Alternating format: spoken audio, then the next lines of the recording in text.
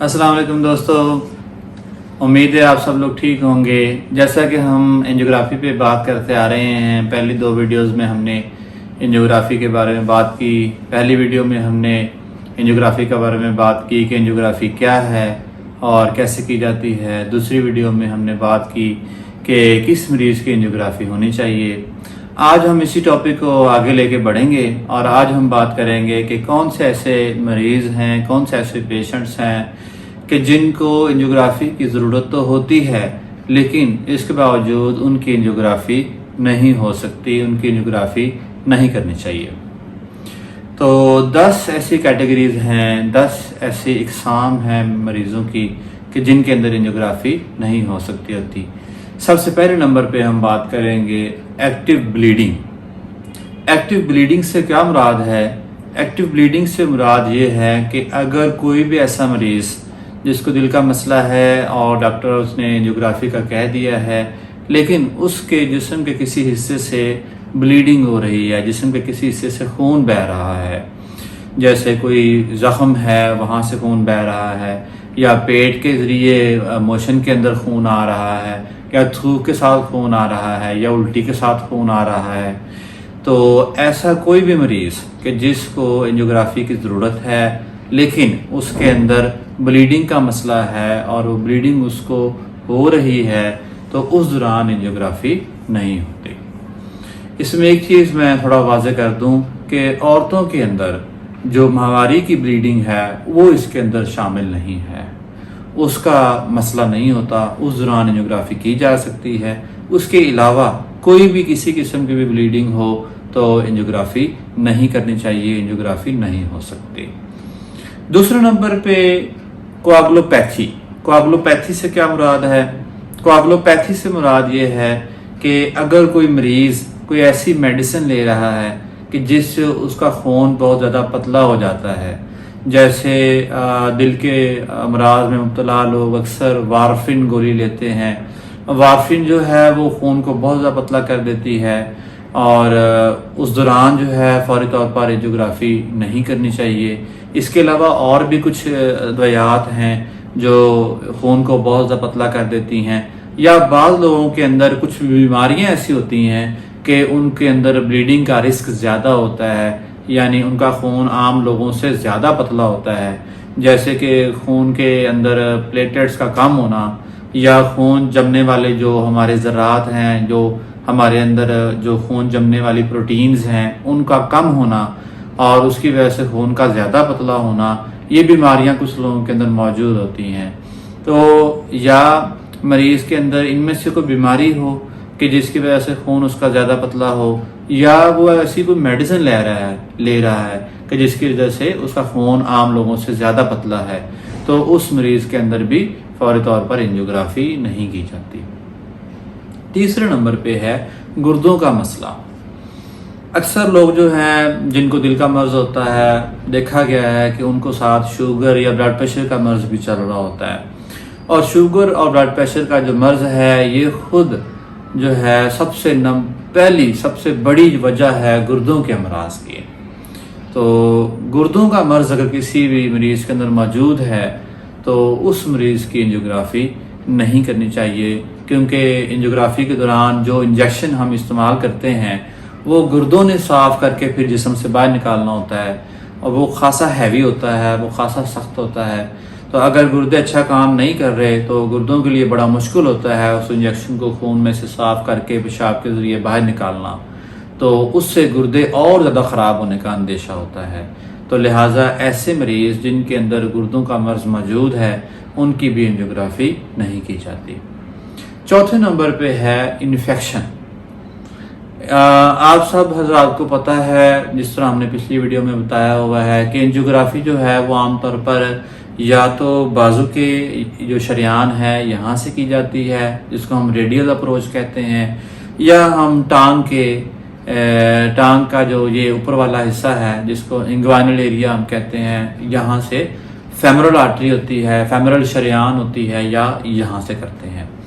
तो या तो ये नीचे से टांग के ज़रिए हम एंजियोग्राफी करते हैं, या फिर बाजू यानी कि हाथ के जो हथेली से ऊपर जो जगह है जहाँ नब्ज़ होती है यहाँ से हम एंजियोग्राफी करते हैं। تو اگر ان دونوں جگہوں پہ کوئی انفیکشن ہے، کوئی اسکن انفیکشن ہے، یہاں کوئی زخم بن گیا ہے اور وہاں انفیکشن ہو گیا ہے، تو اس دوران انجیوگرافی نہیں کرنی چاہیے۔ اس کے علاوہ اگر ویسے بھی جسم کے اندر کوئی انفیکشن موجود ہے، بخار ہے مریض کو،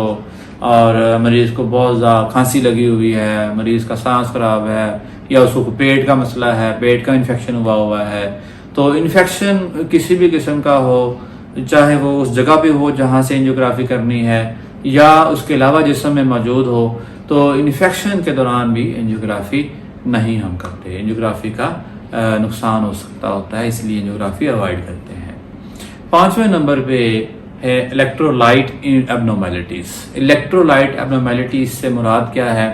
کہ ہمارے جسم میں بہت سارے نمکیات ہوتے ہیں، جس طرح سوڈیم ہے، پوٹاشیم ہے، کیلشیم ہے، میگنیشیم ہے، تو ان نمکیات کا جو خون کے اندر لیول ہے وہ بھی ایک خاص حد تک موجود رہنا چاہیے، یہ نہ یہ زیادہ ہو تو بھی نقصان دہ ہے، یہ کم ہو تو بھی نقصان دہ ہے۔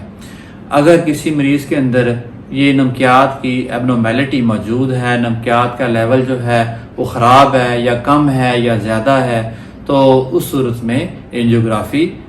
فوری نہیں کرنی چاہیے، بعد میں کرنی چاہیے، پہلے اس مسئلے کو حل کر کے۔ 7ویں نمبر پہ جو کیٹیگری آتی ہے جو مریض ہوتے ہیں، وہ مریض ہوتے ہیں کہ جو کسی وجہ سے لیٹ نہیں پاتے۔ بہت ساری وجوہات ہو سکتی ہیں، جیسے کسی کے مہروں کا مسئلہ ہے، کمر کا مسئلہ ہے اور وہ اس کو لیٹا نہیں جا رہا اس سے، یا اس کا سانس اتنا خراب ہے، اس کو چھاتی کا کوئی مرض ہے، یا اس کو دل کے مرض کی وجہ سے لیٹا نہیں جا رہا، وہ لیٹتا ہے تو اس کا سانس اکھڑ جاتا ہے، تو ایسی صورتحال میں بھی انجیوگرافی نہیں کی جاتی، کیونکہ انجیوگرافی کے دوران ہو سکتا ہے آدھا پونا گھنٹہ یا بعض دفعہ اس سے زیادہ ٹائم لیٹنا پڑتا ہے، اور اگر مریض لیٹ نہیں پا رہا تو ڈیفینیٹلی اس کی پھر انجیوگرافی نہیں ہو سکتی۔ 8ویں نمبر پہ ہے بلڈ پریشر کا بہت زیادہ ہونا۔ بلڈ پریشر اگر کسی کا 180/100 یا اس سے زیادہ ہے تو اس صورت میں بھی ہم انجیوگرافی نہیں کرتے، پہلے اس کو ٹھیک کرتے ہیں بلڈ پریشر کو، اور اس کے بعد پھر ہم انجیوگرافی کی طرف جاتے ہیں۔ اس بلڈ پریشر پہ ہم کبھی بھی انجیوگرافی نہیں کرتے۔ 9ویں نمبر پہ ہے کہ اور بیماریاں بھی مریض کے اندر موجود ہوں، جیسے کوئی مریض ہے اس کو کینسر کا مرض لاحق ہے، یا کوئی ایسا مریض ہے جو اس کو گردوں کا مرض بہت زیادہ لاحق ہے اور وہ ڈیتھ بیڈ پہ ہے، یعنی ان بیماریوں کی وجہ سے اس کو پہلے ہی اس کی زندگی جو ہے وہ بالکل قریب المرگ ہے، خدا نخواستہ مریض، تو ایسے مریض کی پھر انجیوگرافی وغیرہ نہیں کی جاتی، کیونکہ اس کا کوئی فائدہ نہیں ہوتا اس مریض کو کہ دل کا مرض اس کا ٹھیک بھی ہو جائے، تو اگر اس کو دوسرے امراض سے خطرہ ہے تو اس میں فائدہ نہیں ہوتا کہ انجیوگرافی کرنے کا یا اسٹینٹ ڈالنے کا یا بائی پاس کرنے کا، اور اکثر وہ مریض جو ہیں وہ اس پروسیجر کو برداشت کرنے کی سخت بھی نہیں رکھتے ہوتے، تو لہٰذا ایسے مریض جن کو کوئی اور مرض لاحق ہے اور ایسا مرض جو کہ جان لیوا ہے اور اس سے اس کی زندگی کو ہر وقت خطرہ ہے، اور اس صورتحال میں پھر ہم انجیوگرافی نہیں کرتے، کیونکہ اس کا اس مریض کو کوئی فائدہ نہیں ہوتا، ہاں نقصان ہونے کا اندیشہ موجود ہوتا ہے، تو ایسے مریضوں کے اندر بھی ہم انجیوگرافی نہیں کرتے۔ 10ویں نمبر پہ ایسے مریض کہ جن کو انجیکشن سے الرجی ہو، یعنی جو انجیکشن ہم استعمال کرتے ہیں انجیوگرافی کے دوران، اگر وہ انجیکشن اس مریض کو پہلے کبھی لگا ہے کسی اور پروسیجر کے دوران، یا پہلے اس کی کوئی انجیوگرافی پہلے بھی ہوئی ہے، تو اس دوران اگر اس کو وہ انجیکشن لگایا گیا ہے اور اس انجیکشن سے اس کو مسئلہ ہوا تھا، اس کو الرجی ہوئی تھی، تو ہم ایسے مریض کی پھر دوبارہ انجیوگرافی نہیں کرتے، کیونکہ اس سے اس کی جان کو خطرہ ہو سکتا ہے، کیونکہ وہی انجیکشن جس سے اس کو الرجی ہے وہ دوبارہ اگر استعمال کیا جائے گا تو اس سے اس کی زندگی کو، اس کے جسم کو جو ہے نا وہ شدید الرجی کا خطرہ ہو سکتا ہے، اس سے جان جا سکتی ہے خدا نخواستہ۔ تو یہ دوستو 10 ایسی کیٹیگریز تھیں کہ ایسے لوگ کہ جن کو انجیوگرافی تو ایڈوائز ہوئی ہے، ڈاکٹرز نے کہا ہے، لیکن انجیوگرافی ہم کر نہیں سکتے ہوتے، انجیوگرافی نہیں کرنی چاہیے۔ تو آگے بھی ہم انشاءاللہ اس پہ بات کرتے رہیں گے، اپنی نیکسٹ ویڈیو میں ہم بات کریں گے کہ انجیوگرافی کے سائیڈ ایفیکٹس کیا ہو سکتے ہیں، انجیوگرافی جب کرتے ہیں تو اس سے کیا ممکنہ نقصانات ہو سکتے ہیں اس پہ ہم اگلی ویڈیو میں بات کریں گے۔ اگر آپ ہمارے چینل پہ نئے ہیں تو اس چینل کو سبسکرائب کر لیں تاکہ آپ کو ہر آنے والی نئی ویڈیو مل سکے۔ تب تک کے لیے اللہ حافظ۔